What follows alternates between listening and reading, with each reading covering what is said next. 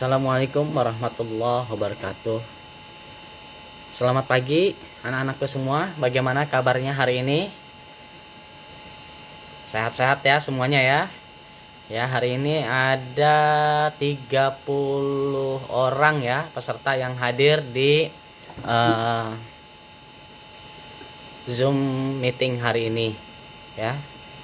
Terima kasih banyak kalian sudah hadir. Tetap semangat. Kita bertemu lagi di pelajaran sejarah kebudayaan Islam dan kita masih di kelas online ya. Jadi mohon bersabar karena pandemik belum berakhir. Mudah-mudahan kalian semua cepat sehat ya, tetap sehat di sana dan pemerintah segera membuka kembali kegiatan belajar offline agar kita semua dapat segera bertemu. Salawat serta salam mari kita sampaikan kepada junjungan kita Rasulullah SAW yang telah meletakkan pondasi sejarah dalam beragama maupun dalam bernegara. Sehingga begitu pentingnya nilai-nilai yang beliau terapkan, beliau contohkan dalam kehidupan beragama juga berbangsa pada masa beliau, itu kita pelajari kembali pada hari ini melalui pelajaran sejarah kebudayaan Islam. Ya baik, hari ini berarti ada 2 peserta ya, 2 murid yang tidak hadir ya, mungkin berhalangan untuk beraktivitas, dan mudah-mudahan kalian semua istiqomah untuk tetap semangat belajar secara online. Baik, di minggu sebelumnya kita belajar tentang dakwah Nabi di Mekah ya. Di minggu sebelum, dan kali ini kita akan belajar periode sejarah Nabi Muhammad SAW di Madinah. Sebelum kita melanjut pada mulainya pelajaran inti pada hari ini, jadi saya perlu sampaikan kepada kalian semua bahwa tujuan pembelajaran hari ini adalah pertama menjelaskan latar belakang Nabi Muhammad SAW berhijrah ke Madinah ya. Jadi latar belakang beliau memutuskan untuk hijrah ke Madinah. Kedua, kondisi masyarakat kota Madinah sebelum Nabi Muhammad SAW datang. Ketiga, langkah-langkah Nabi Muhammad SAW membangun masyarakat Madinah. Jadi langkah-langkah yang dilakukan beliau untuk membangun masyarakat Madinah itu apa saja ya. Yang keempat, membangun kegiatan ekonomi ya di Madinah. Yang kelima, dakwah dengan kegiatan ekonomi yang dilakukan oleh Nabi Muhammad seperti apa. Nah, jadi ada 5 tujuan hari ini yang harus kalian semua dapat jelaskan kembali nanti di akhir pelajaran kita ya. Yaitu saya ulangi lagi, 1, latar belakang Nabi Muhammad hijrah ke Madinah. Terus bagaimana kondisi masyarakat kota Madinah saat itu, yang kedua. Sedangkan yang ketiga, langkah-langkah Nabi Muhammad SAW dalam membangun masyarakat Madinah. Yang keempat, langkah-langkah kegiatan ekonomi yang dibangun Nabi Muhammad SAW. Dan yang kelima, cara berdakwah dengan kegiatan ekonomi Nabi Muhammad SAW. Itu yang akan kita jelaskan pada hari ini dan teman-teman semua harus menjelaskan. Jangan lupa bersiapkan dulu mana bukunya. Coba ayo ya. Ya kamu. Ya Robi. Ya mana? Udah ada bukunya? Sudah. Oh ya bagus. Ingat ya, sejarah kebudayaan Islam. Ini bukunya. Ya. Ya. Untuk Madrasah Sanawiyah kelas 7 semester 1 ya kalian ya, betul ya. Ya kamu gimana, yang lain bukunya udah ada? Sudah ada. Udah tahu halamannya ya, di halaman 33. Oke. Nanti sambil saya jelaskan, nanti kalian baca biar nanti mudah memahami. Jadi tinggal garis bawahi poin-poin pentingnya ya. Sehingga nanti ketika kalian ditanya atau ketika sedang ada tugas ya, tertulis maupun lisan, kalian bisa dengan mudah menemukannya ya. Mengerti ya? Andi bagaimana Andi? Bisa dimengerti? Oke, udah ya. Ayo jangan ngantuk-ngantuk. Ya, bismillahirrahmanirrahim ya. Mari kita mulai pelajaran inti kita hari ini. Jadi latar belakang ya Nabi Muhammad SAW itu untuk hijrah ke Madinah ya. Karena di Madinah itu saat itu sudah banyak orang-orang Madinah yang masuk Islam ya, setelah mendengar bagaimana dakwah Rasulullah ketika sedang berada di Makkah ya. Nah, diawali ketika ada dari suku Bani Khazraj dan suku Aus ya, itu dua suku asli dari Madinah ya. Mereka bertemu dengan Nabi Muhammad ya. Nah, mereka menyampaikan, mereka berterus terang bahwa di antara mereka sering sekali terjadi perselisihan dan permusuhan ya. Mereka ingin mendapatkan agama baru yang dapat memberi kedamaian ya.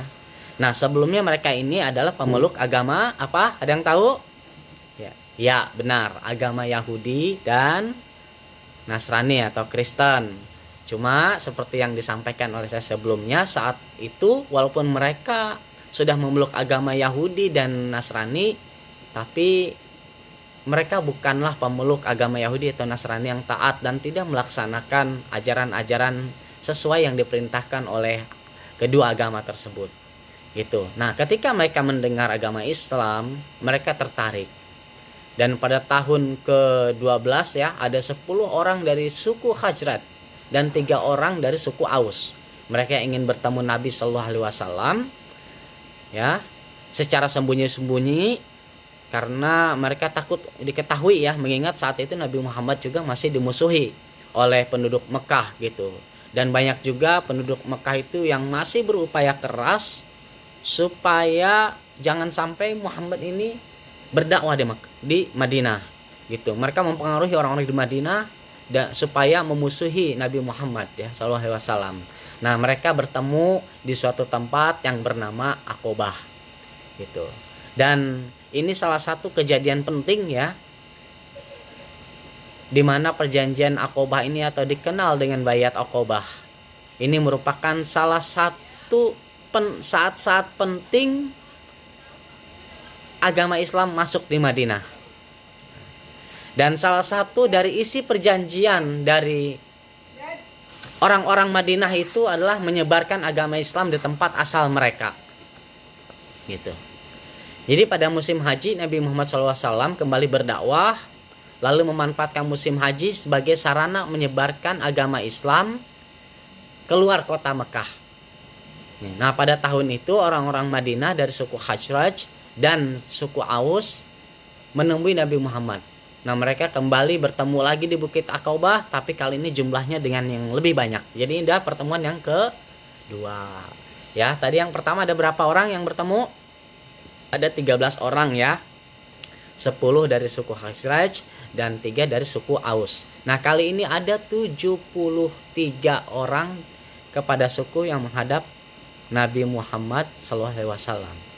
Nah, pertemuan itu mereka kembali melakukan ikrar kesetiaan.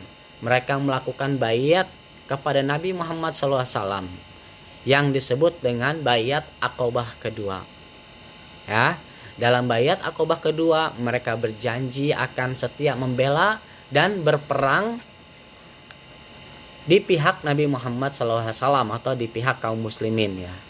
Dan bahkan mereka meminta Nabi Muhammad untuk pindah ke kota Madinah. Nah, jadi jelas ya latar belakang mengapa Nabi Muhammad SAW hijrah ke Madinah. Itu jadi satu poin kita sudah tersampaikan. Baik, jadi sekali lagi latar belakang Nabi Muhammad pindah dari Mekah menuju ke Madinah salah satunya adalah permintaan dari kedua suku, yaitu suku apa? Bianca ya, jawab. Ya, suku Hajrat dan suku Aus. Yang pertama jumlahnya berapa? 13 orang. Di kedua, bayat kedua ada berapa orang? 73 orang. Nah, atas dasar itu mereka juga meminta Nabi Muhammad untuk hijrah. Nah, akhirnya kita mulai masuk ke sesi kedua pelajaran kita hari ini, ya. Nah, Nabi Muhammad SAW itu tidak langsung hijrah, tapi mengutus dulu seorang sahabat yang bernama Mus'ab bin Umair. Siapa namanya? Mus'ab bin Umair, ya, untuk membantu berdakwah. Gitu. Jadi setelah itu, setelah mengutus Mus'ab bin Umair, Nabi Muhammad SAW memerintah para pengikutnya sedikit demi sedikit. Ya, jadi perlahan-lahan penduduk Mekah yang sudah beragama Islam ya dan mendukung ibadah beliau pelan-pelan dipindahkan supaya tidak ketara oleh orang kafir Quraisy, ya. Terus perlahan-lahan, karena pada waktu itu jumlah pemeluk agama Islam dari kota Mekah kurang lebih ada 150 orang. Berapa? Ya, 150 orang. Ya, dan Nabi ditemani Ali bin Abi Thalib serta Abu Bakar itu berada di kota Mekah. Masih, yang lain sudah pindah semua, sedangkan Nabi ditemani Ali bin Abi Thalib dan Abu Bakar paling terakhir pindahnya. Ya. Nah, tentu saja pelan-pelan akhirnya rencana itu terdengar oleh para kafir Quraisy dan mereka marahnya minta ampun. Itu sangat marah sekali. Itu mereka merasa kecolongan. Dilarang-larang di Mekah, tapi ternyata Islamnya kini malah menyebar di kota berikutnya di Madinah. Dan mereka mengetahui pelan-pelan Nabi secara diam-diam memindahkan umat Islam dari Mekah ke Madinah. Ya, tujuannya tahu apa? Supaya apa hijrah itu umatnya dipindahkan? Ya, supaya terhindar dari sikap pemusuhan, sikap benci atau menghindari agar umatnya beliau itu disakiti. Seperti Nabi disakiti. Kita udah tahu bagaimana Nabi disakiti di peristiwa Taif ya, sampai sendalnya berdarah. Ya, masih ingat ya peristiwa itu. Ya, baik. Nah, jadi singkat cerita Nabi pindah. Kalian mungkin pernah mendengar sebuah kisah yang sangat masyhur di mana Nabi di tempat tidurnya digantikan oleh Ali bin Abi Thalib. Sehingga pemuda-pemuda Quraisy kafir yang saat itu berusaha ingin membunuh Nabi itu mengira Nabi masih di tempat tidurnya. Masih ingat? Masih. Ya, bagus. Betul. Jadi Nabi keluar dengan mukjizat dari Allah Subhanahu wa taala ya. Mereka tertidur nyenyak. Gitu, tertidur nyenyak dan tidak sadar bahwa Nabi sudah keluar dari kamarnya. Gitu. Ya, setelah itu dan tentu saja ketika mereka menunggu-nunggu, ini Nabi kenapa nggak keluar-keluar? Kamarnya masih menyala, lalu tempat tidur ada orang, tapi mereka curiga, selimutan terus. Akhirnya, mereka digerebek dah ke rumah itu, dan mereka kecewa karena bukan Nabi Muhammad SAW melainkan Ali bin Abi Thalib. Ya, dan tentu saja mereka tidak akan berani membunuh Ali bin Abi Thalib. Kenapa? Karena dedengkot kafir Quraisy saat itu yaitu Abu Jahal adalah paman Nabi dan pamannya Ali bin Abi Thalib sendiri. Gitu. Jadi tidak akan berani membunuh Ali. Gitu. Nabi Muhammad sudah di Gua Sur saat itu bersama dengan siapa sahabat yang tadi disebutkan? Siapa? Ayo dengarkan, ayo fokus. Iya, Abu Bakar Siddiq ya. Ingat ya, kembali fokus. Nah, ada satu peristiwa yang unik ketika Nabi dari persembunyiannya di Gua Sur melangkah ke Madinah. Sebelumnya mereka tiba di Kuba. Nah, ini ada satu peristiwa yang kalian harus ingat. Lalu di sana beliau membangun masjid pertama umat muslim, yaitu apa? Masjid Kuba, untuk mendirikan sholat saat itu tujuannya. Gitu ya. Di sana sudah ada Ali yang juga sudah Ali bin Abi Thalib yang menyusul Nabi Muhammad ya untuk berada di Kuba. Nah, ketika sedang ada di Kuba, ya, karena kita ketahui orang-orang bangsa Arab itu sering melakukan perjalanan ya dari kota A ke kota B, kota C dan seterusnya. Jadi mereka sudah mendengar bahwa Nabi Muhammad itu akan segera datang di kota Madinah. Kedatangan sudah ditunggu-tunggu. Bayangkan di kota yang baru, ya, Nabi Muhammad itu ditunggu-tunggu kehadirannya. Luar biasa. Ini karena Allah begitu membuka hati masyarakat Madinah. Ya. Gimana, masih semangat? Sih? Masih ya? Masih ada 30 menit. Kalau ada yang tidur, nanti saya berhentiin nih. Nanti ngajar, terus saya ulang lagi. Canda ya. Lanjut. Nah, uniknya saat itu ketika Nabi Muhammad datang, itu masyarakat Madinah melakukan acara penyambutan dengan mempersiapkan musik rebana, ya. Nah, yang sampai saat ini dilestarikan, masih dilaksanakan oleh umat Islam khususnya di Indonesia, yaitu apa? Tola'al badaru alaina. Itu artinya apa? Datang sang rembulan. Luar biasa. Makanya peristiwa itu masih diulang hingga saat ini. Ya, luar biasa. Dan sekarang ke yang ketiga, apa yang dilakukan oleh Nabi Muhammad dalam membangun masyarakat Madinah? Ya. Coba sebutkan. Satu, apa? Ya, satu, mempersaudarakan kaum Muhajirin dan Ansor. Siapa yang disebut kaum Muhajirin? Ya, kaum Muhajirin itu kaum yang datang dari Mekah. Sedangkan kaum Ansor adalah yang menyambut atau penolong. Ansor itu ya, itu para penduduk Madinah. Yang kedua, Givira, sebutkan apa yang dilakukan dalam membangun masyarakat Madinah, ya. Masyarakat Madinah dalam artian yang sudah ada penduduk aslinya, ya, dan penduduk pendatangnya, yaitu Muhajirin dan Ansor tadi ya. Ingat ya. Apa yang kedua yang dilakukan Nabi? Betul, meletakkan dasar-dasar politik dan pemerintahan. Nah, ini penting. Jadi dalam sebuah kehidupan bermasyarakat, berbangsa atau bernegara ya, apalagi yang memiliki latar belakang berbeda-beda, seperti ada yang pedagang, ada yang bekerja, ada yang petani, peternak, terus agamanya juga beda-beda, ada yang Yahudi, Kristen ya, Kristen atau Nasrani, atau juga dan saat itu ada agama baru yaitu Islam yang penduduknya yang mulai banyak pemeluknya ya. Terus sehingga Nabi melakukan satu hal yang sangat penting, yaitu undang-undang yang terkait dengan politik dan pemerintahan. Nah, ini sebuah lompatan sejarah yang ditiru oleh bahkan masyarakat barat hingga detik ini, yaitu apa?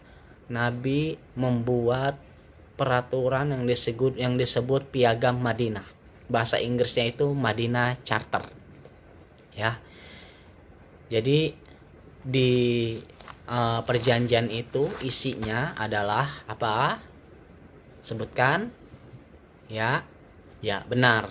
Jadi melarang persekongkolan antara Yahudi dan Nasrani ya, untuk mengganggu umat Islam. Nah, penting tuh, karena jadi jangan sampai nanti ada satu kaum bersekongkol karena kalah dominasi atau misal iri dengan kaum agama yang lain. Nah, mereka bersekongkol untuk memusuhi. Itu Nabi udah tegas tuh buat aturan itu. Ya. Nah, di lain sisi berikutnya apa yang dilakukan Nabi dalam perjanjian itu disebutkan? Iya, kebebasan beragama. Nah, ini salah satu tonggak penting ya, boleh dibilang hak asasi manusia yang saat itu sudah dilakukan dan dicontohkan oleh Nabi dan ditiru oleh seluruh bangsa di dunia hingga saat ini. Ya. Yaitu setiap orang memiliki kemerdekaan untuk melaksanakan atau beribadah sesuai dengan keyakinannya. Nah, itu yang sangat penting. Sedangkan bangsa Arab saat itu boro-boro mengenal namanya perjanjian ya. Perjanjian apa? Dagang. Wah, ada perang terus mereka. Nah, ini ada ternyata agama itu mereka jaga dan tidak boleh bersekongkol untuk kejahatan. Wah, akhirnya masyarakat Madinah tuh hidupnya teratur. Ya, ini karena taufik dari Allah Subhanahu wa taala yang dikaruniakan kepada nabi. Ya. Nah, lalu apalagi yang dilakukan oleh nabi? Ya, nabi mendirikan masjid. Oke.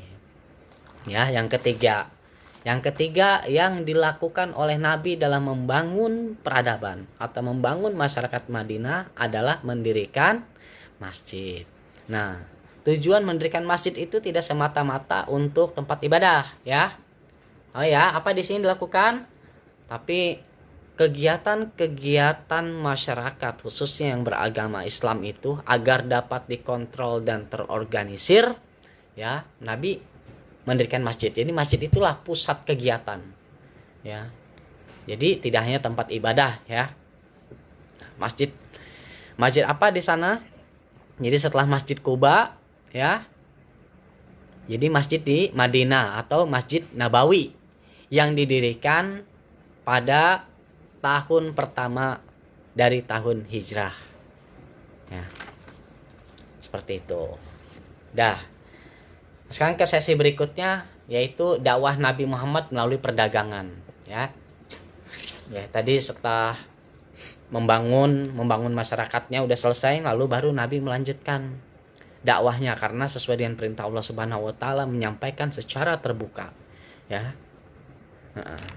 Nah, beliau masuknya melalui pintu perdagangan. Bagaimana dakwahnya?